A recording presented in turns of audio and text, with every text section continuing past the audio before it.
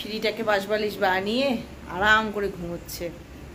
ক্যামেরার আলোতে ঘুমটা ভেঙে গেল। Good morning. আজকে মঙ্গলবার সকাল 18 তারিখ আজকে। এখন সকালেই প্রায় 11টা বাজে। আজকে 1 মাস পরে হিয়ার স্কুল খুলেছে। 1 মাস পরে মেয়েটা স্কুল গেছে, তো বাড়িটা একদম ফাঁকা ফাঁকা লাগছে। ভিডিও করব কি করব না ভাবতে ভাবতে ভাবলাম না, নিজের একাকিত্বটা কাটানোর জন্য তোমাদের সঙ্গে একটু বকবক করি। অনেক কাজ আছে, কাজ না করেই ঘোরাঘুরি করছি এইসব করছি। আর বাইরের অবস্থা 1 মিনিট বৃষ্টির বন্ধ নেই। এই বৃষ্টির মধ্যে ভিজে ভিজে মেয়ে গেল, মেয়ের বাবা গেল। মানে ওর বাবা যখন গেল তখন তো বেশ জোরে জোরে বৃষ্টি, মেয়ে যখন গেছে তখন অতটা ছিল না, কম ছিল। একটা কাপড় জামাও শুকোচ্ছে না, খুব বিশ্রী ব্যাপার। আমার ভীষণ খারাপ লাগে এই জিনিসটা। আর আমার বর ঘরে কাপড় জামা মেলা খুব একটা পছন্দ করে না, তাই ঘরেও খুব একটা দিতে পারি না। কেটের জন্য চিকেনটা এখানে সেদ্ধ করতে বসিয়েছি। স্টিলের বাটিটাতে সেদ্ধ করলে না বেশ একটু বেশি জল দিয়ে সেদ্ধ করা যায়। আর স্টিলের বাটিতে তো আমি গ্যাসে করি না, তাই এখানেই সেদ্ধ করতে বসিয়ে দিয়েছি। আর একটু জল দিতে হবে, মানে অল্প জল দিয়ে বেশ খানিক্ষণ ফুটিয়ে নেবার পরে তারপরে বেশি জল দিয়ে অল্পক্ষণ ফুটিয়ে নিই, তাতে ভালো সেদ্ধ হয়ে যায়। ব্রেকফাস্ট করবো এখন। এই যে ঘুগনি বানিয়েছিলাম সকালবেলা বরের জন্য, ওটা দিয়েই করব। গতকাল বানিয়েছিলাম পোস্ত বাটা দিয়ে চিকেন, তার এইটুকু রয়েছে, 6 পিস চিকেন রয়েছে। ওটুকুর সঙ্গে একটু পরোটা ভাজবো, মা মেয়েতে দুজনে ব্রেকফাস্ট করে নেব। এই দুপুরের খাবারে ওটাই খাবো, মাংস আর পরোটা।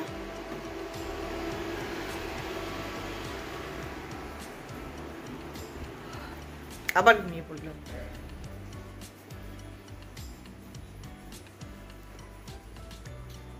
আটকানো আছে,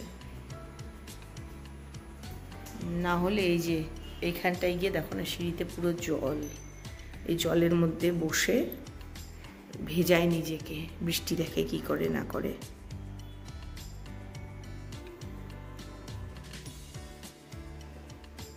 কান ঠান সব উল্টে গেছে।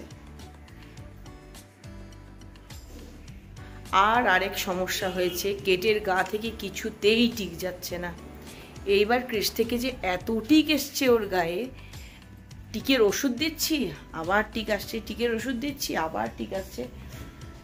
এই দুটো বিছানার চাদর এখন আকার কাজ চলছে, এগুলোতে এখন রং ভরতে হবে। এত গাঢ় রং না, আগে সাদা রং ভরে নিয়ে তারপর রং করতে হবে।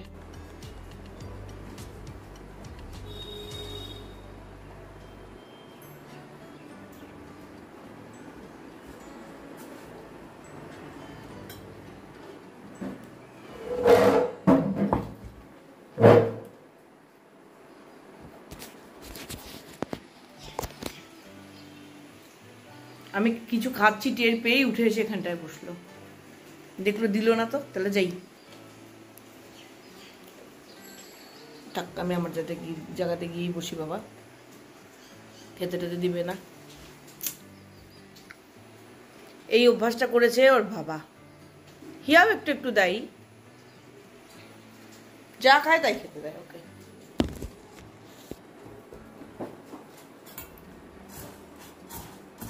এতক্ষণ ধরে গড়িয়ে টড়িয়ে কাটালাম, রান্না মানে কিচ্ছু নেই, তাও দেরি।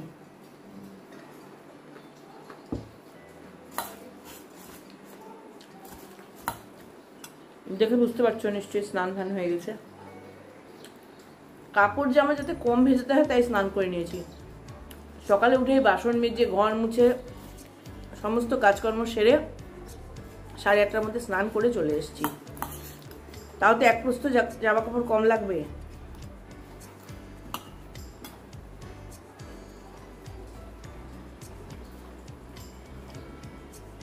এত কাপড় জামা জমে আছে, পাহাড়, শুকোচ্ছে না। ছাদে দিচ্ছি, সকালে গিয়ে চেক করলাম যে আচ্ছা একটু একটু শুকনো হয়েছে, উল্টে দিয়ে এলাম, শুকনো দিকটা ভেতরে ভেজা দিকটা বাইরে। এখন এমন ছাটের বৃষ্টি এলো, মাঝখানে তারের ওগুলো ভিজে গেছে। ভেতর দিকটায় তারের জায়গা করে একটা সরু শুকনো লাইন, বাকি পুরোটা সাথে সাথে ভেজা।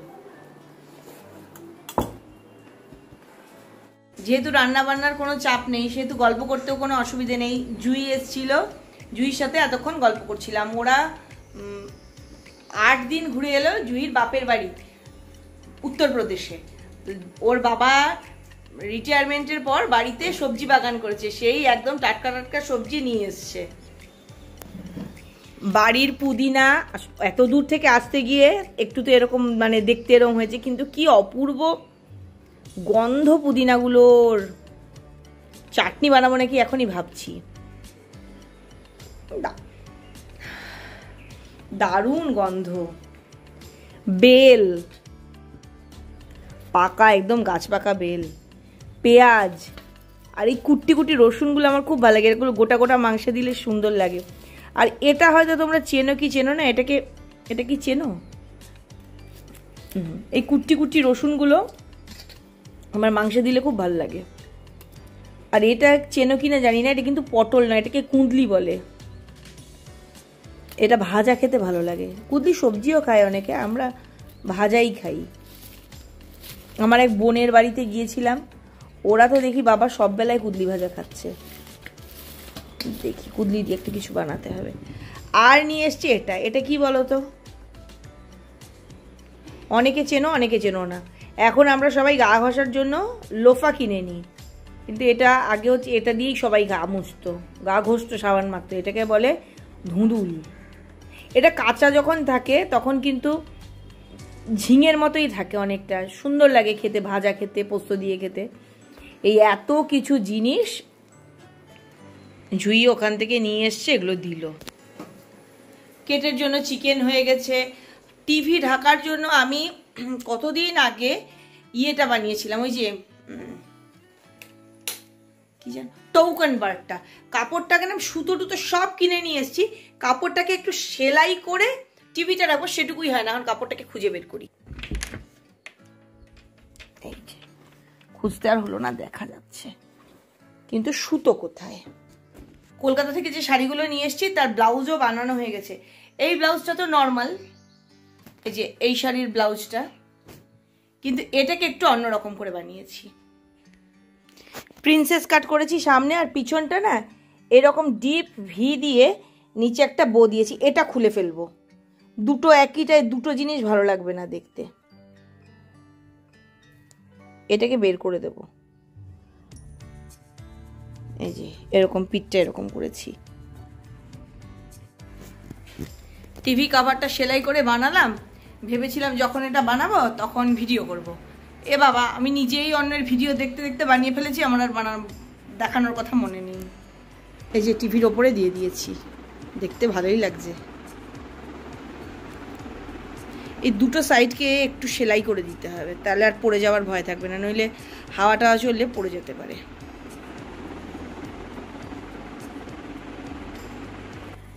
একটা কাজ তো হলো, এবার এগুলোকে গুছিয়ে রাখি, এখন আর সেলাই করব না।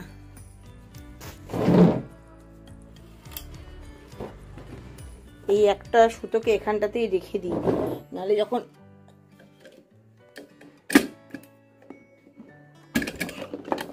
কাজ করতে যাই তখন সাদা সুতো যখন দরকার হয় খুঁজে পাওয়া যায়। আজকে এইবেলা রান্নাঘরের কাজ বিশেষ কিছু নেই, এটাই বেশ মজার ব্যাপার। হিয়া এলে 4টে পরোটা ভাজবো। আজকে প্রথম দিন স্কুলে গেল, ছুটির পরে আমি চেকও করিনি যে হোয়াটসঅ্যাপে কিছু এসছে নাকি। আর কেটের অলরেডি খিদে পেয়ে গেছে, আমাকে দেখলে আরো একটু বেশি বেশি খিদে পায়।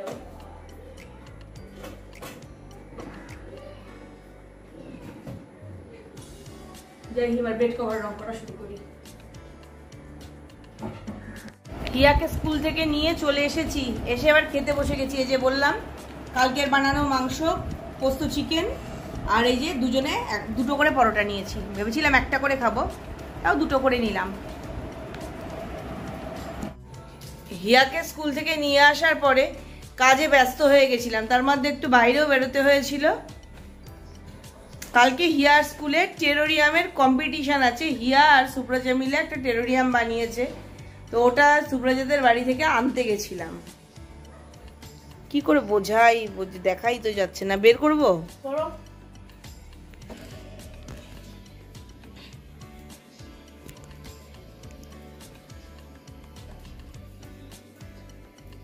এত সুন্দর জিনিসটা তৈরি করা হয়েছে আর তোমাদের সঙ্গে একটু শেয়ার করবো না তা কি হয়, তাই তোমাদেরকে একটু দেখিয়ে দিচ্ছি। বড্ড ভারী, কিভাবে যে হিয়া নিয়ে যাবে এটাই আমি ভাবছি। কম্পিটিশনে যদি সিলেক্টেড হয় এটা, তাহলে ওরা আবার অন্য স্কুলে যাবে। আর ওদিকে আমার রান্না বান্নাও হয়ে গেছে। ফেভিকলটা দাও না, দাঁড়া। একটুখানি পনির ছিল, সেটা রান্না করলাম। মুসুর ডাল বানালাম।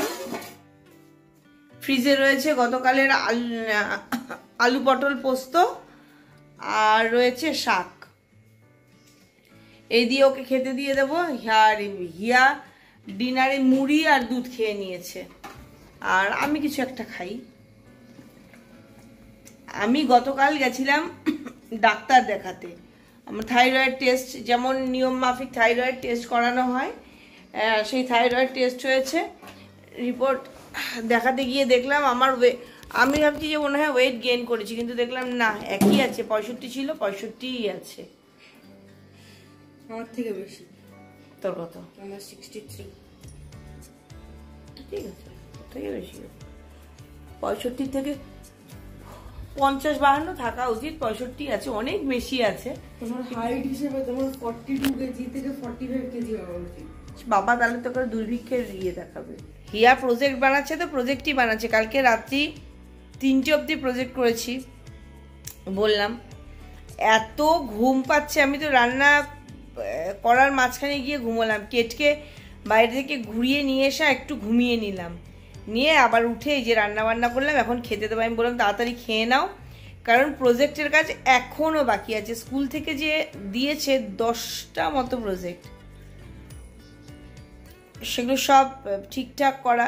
কালকে ম্যাথ প্রজেক্টের ওপর লিখে দিয়েছি, ম্যাথ প্রজেক্ট হবে না, আবার এখন কভারটাকে খুলে ফেলে নতুন করে লিখতে হবে ম্যাথামেটিক্স প্রজেক্ট। আরও টুকটাক একটু ডেকোরেশন বাকি আছে, সেই সমস্ত কিছু করলে আজকের মতো কাজ শেষ হয়ে যাবে। ওটা এখানেই শেষ করে দিচ্ছি। যাওয়ার আগে যে কথাগুলো রোজ বলি আজও বলবো, সবসময় খুশি থাকতে হবে, সবসময় হাসতে হবে, আর সবসময় পজিটিভ থাকতে হবে আমার সঙ্গে, মানে ঝুম্পার সঙ্গে। Bye, good night.